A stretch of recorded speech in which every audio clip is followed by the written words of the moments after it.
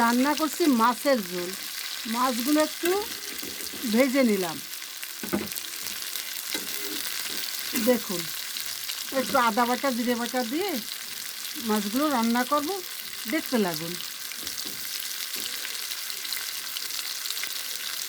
দিয়ে দিচ্ছি তেজপাতা, দিচ্ছি গোটা জিরে, দিয়ে দিচ্ছি কিছুটা পেঁয়াজ,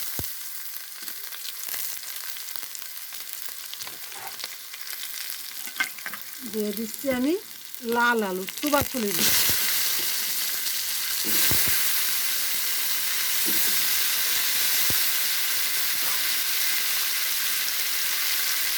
দিয়ে দিচ্ছি হলুদ, দিয়ে দিচ্ছি লবণ। আলুটা একটু ভেজে নেব। আলুটা ভেজে নিলে ঝোলটা খুব ভালো লাগে খেতে।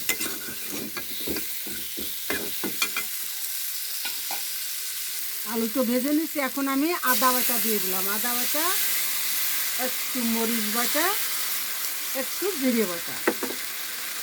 মশলাটা এইটাই। এখন আবার মশলাটা কষিয়ে নেব। আমি দিয়ে দিচ্ছি জল। নমস্কার, আমি সবিতা কুকিং হাউস থেকে জানাচ্ছি অনেক অনেক ভালোবাসা ও প্রণাম। যদি আমার ভিডিওটা ভালো লাগে আমাকে লাইক কমেন্ট শেয়ার দিতে ভুলবেন না বন্ধুরা। সাথে থাকবেন, নিমন্ত্রণ রইল। আমি নামানোর আগে কিছুটা লেবুর রস দিয়ে দিচ্ছি। কিছুটা লেবুর রস দিয়ে দিলাম।